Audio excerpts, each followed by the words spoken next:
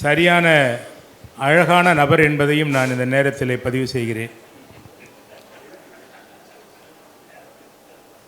நம் கண்முன் வாழ்ந்த கவிஞர் நந்தலாலாவை நிரந்தரமான ஒரு வரலாற்று நாயகனாக நந்தலாலா வீதி என்று பெயரிட்டு நம்மிடையே விடைபெற்று சென்றிருக்கிற அமைச்சர் அவர்களே, மாநகர மேயர் அவர்களே, இந்த நிகழ்ச்சியில் கலந்து கொண்டு சிறப்பித்துக் கொண்டிருக்கிற முற்போக்கு எழுத்தாளர் சங்கத்தின் மாநில தலைவர் மதுக்கூர் ராமலிங்கம் அவர்களே, எழுத்தாளர் ஆதவன் தீட்சணி அவர்களே, சேதுராமன் அவர்களே, அதேபோல் இந்த படத்தை எடுத்த மார்க் அவர்களே, ரங்கராஜன் அவர்களே,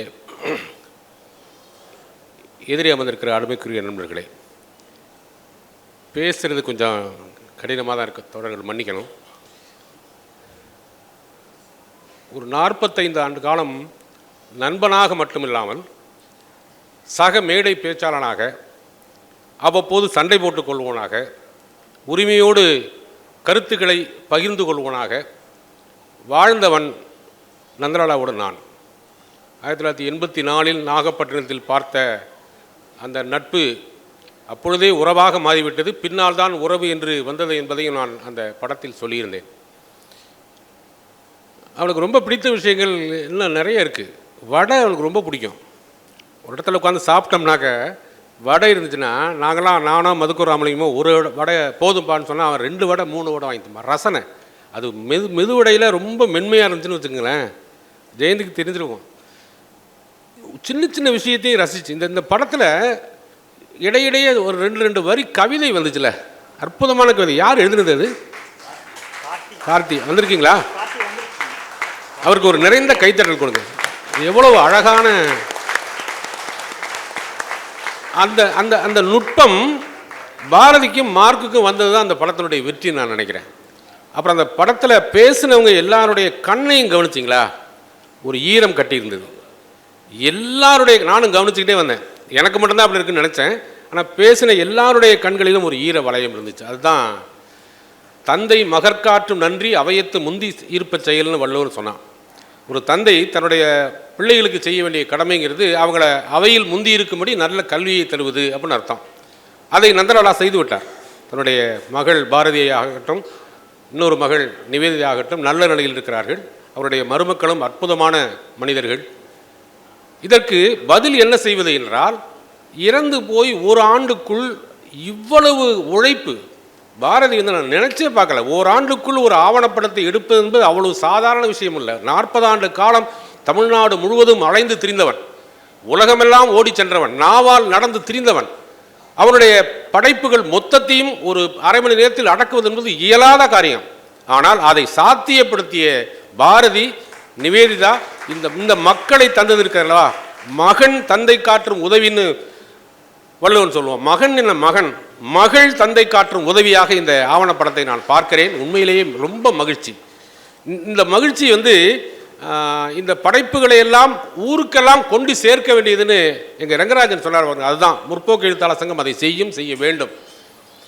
அப்படி செய்வது ஏதோ ஒரு சாதாரண மனிதனை அறிமுகப்படுத்துவதல்ல. நான் இதில் சொன்ன மாதிரியே பொது வாழ்க்கையில் இருக்கிற பல பேர் தன்னுடைய குழந்தைகளை கவனிப்பது இல்லை. நல்ல உதாரணம் சொல்லணும்னா, மகாத்மா காந்தியினுடைய மகன் குடித்து விட்டு ரோட்டில் கிடந்து போலீஸ் அரெஸ்ட் பண்ணி யார் நீன்னு கேட்கும்போது உங்கள் அப்பா பேர் என்னன்னு கேட்கும்போது மோகன்தாஸ் கரம்சந்த் காந்தி என்று சொன்னது வரலாறு. பொது வாழ்க்கையில் இருப்பதனாலேயே தனி வாழ்க்கையை விட்டுவிட வேண்டும் என்ற அவசியம் இல்லை. அப்படி ஒன்றும் உடனடியாக புரட்சி வந்து நின்றுவிடப் போவதில்லை. அப்படி பாவலா செய்து கொண்டு பொது வாழ்க்கையை இரட்ட வேடம் போடுகிறவர்கள் அதிகமாக இருக்கிறார்கள். ஆனால் நந்தலாலா ஒரு நல்ல முழு மனிதன், பேச்சாளன், எழுத்தாளன், சிந்தனையாளன். நாங்கள் 40 ஆண்டு பேசணும்னு சொன்னால் கூட ஒவ்வொரு முறையும் எதிரும் புதிருமாக பேசியிருக்கோம். நீங்கள் லியோனி பட்டிமன்றத்தில் பார்த்தீங்கன்னா ஒரு அணி அணித்தலைவராக நான் இருப்பேன், இன்னொரு அணித்தலைவராக நந்தலாலா இருப்பார். ஆனால் எந்த நேரத்திலும் நாங்கள் ஒப்புக்கொண்ட கொள்கைக்கு மாறாக ஒரு வார்த்தை கூட ஒரு நாளும் பேசியதில்லை. அந்த கொள்கை பிடிப்பு, அவருடைய சிறப்பு, மிகப்பெரிய தத்துவங்களை எளிமையாக சொல்லுவது. நாங்கள் 3 பேருமே 3 பாணி. நீங்கள் கவனிச்சிருங்களா என்ன தெரியாது. நந்தலாலா ஒரு மிகப்பெரிய தத்துவத்தை யதார்த்தமாக ஜனரஞ்சமாக சொல்லுவார். நான் இசையோடும் இலக்கியத்தோடும் சொல்வேன். மதுக்கூர் ராமலிங்கம் அந்த தத்துவத்தையே எளிமையாக நகைச்சுவையோடு சொல்வார். இதுதான் எங்களுடைய பாணி. இதனால் எங்களுக்குள் எந்த விதமான ஈகோவும் இல்லை. நந்தலாலா கற்றுக் கொடுத்து கொண்டே பேசுவான். பேசும்போது கற்றுக் கொடுப்பது. மேடை பேச்சை ஒரு பாடம் நடத்துவது போல செய்ய முடியுமா? பட்டிமன்றத்தில் 5 ஆண்டுகள் பேசி காணாமல் போனவர்கள் ஏராளம் பேர், அல்லது அவர்களுக்குள்ளேயே அடித்து நாறிக்கொண்டு பண விஷயம் காரணமாக அடித்து நாறிக்கொண்டு போனவர்கள் நண்பர்களாக பட்டிமன்ற பேச்சாளர்கள் 5 ஆண்டுக்கு மேல் இருந்ததே இல்லை. ஆனால் நாங்கள் அப்படி இருந்திருக்கிறோம் என்றால், நந்தலாலா என்கிற மனிதன், முழு மனிதன், தொடர்ந்து படிக்கிறவன். படிக்காம 10 பேச்சை கேட்டுட்டு மேடை ஏறி பேசுறது, 10 கவிதையை கேட்டுட்டு ஒரு கவிதை எழுதுறது, அது என்றைக்கும் உதிர்ந்து போயிடும். ஆனால் தொடர்ந்து தன்னை ஊற்று போல ஊறிக்கொண்டே, வீட்டிலேயே அவ்வளவு பெரிய நூலகம் இருக்குன்னா ஏதாவது படித்து கொண்டே இருப்பது. இன்னும் கூட இந்த இதில் இன்னும் பாரதிக்கும் ஜெயந்திக்கும் இன்னும் கொஞ்சம் வேலை இருக்கு. ஓலை விசிறி என்று திருச்சி வானொலியில் தொடராக அவன் பேசியது இன்றைக்கும் பதிவாக இருக்கிறது. நம்முடைய நண்பர் அடைக்கல்ராஜ் சொன்னார், திருச்சி வானொலியை சேர்ந்தவர். அதை ஒரு நூலாக போடலாம். திருச்சி நடந்தாய் வாழி திருச்சிராப்பள்ளி என்று ஒரு நூல், அது இல்லாமல் எழுதப்பட்ட வேறு சில கட்டுரைகள் எல்லாம் இருக்கின்றன. இவற்றையெல்லாம் தொகுத்து கூட எழுத்தாக ஊரும் வரலாறு ஒன்றுதான் அவன் எழுதியது என்பது போல நினைத்துக் கொண்டிருக்கிறார்கள். இன்னொன்று, ஒரே ஒரு கவிதை, நாங்கள் அதை சொல்லிக்கிட்டு கிண்டல் பண்ணுவோம், ஒரு கவிதை எழுதிவிட்டு கவிஞன்னு ஊரெல்லாம் சொல்லிட்டு இருக்கையா, அரைத்து வைத்த மாவு கூட அடுத்த நாள் பொங்குகிறதே பெண்ணே நீ எப்போது பொங்க போகிறாய், இது நந்தலாலாவோட கவிதை. அதே போல எந்த இடத்திலும் இயக்கமாக மாறுவது. திருச்சிக்கு வந்த உடனே சோலை கோயில்கள் என்கிற அமைப்பை ஏற்கனவே முருகானந்தன் இவர் முகில் பரமானந்தன் நடத்தி கொண்டிருந்தார். அதை வீச்சாக கொண்டு போய் அதில் எழுந்து வந்தவர்கள் ஒருவர் மனுஷ்யபுத்திரன், மறந்து விடாதீர்கள்.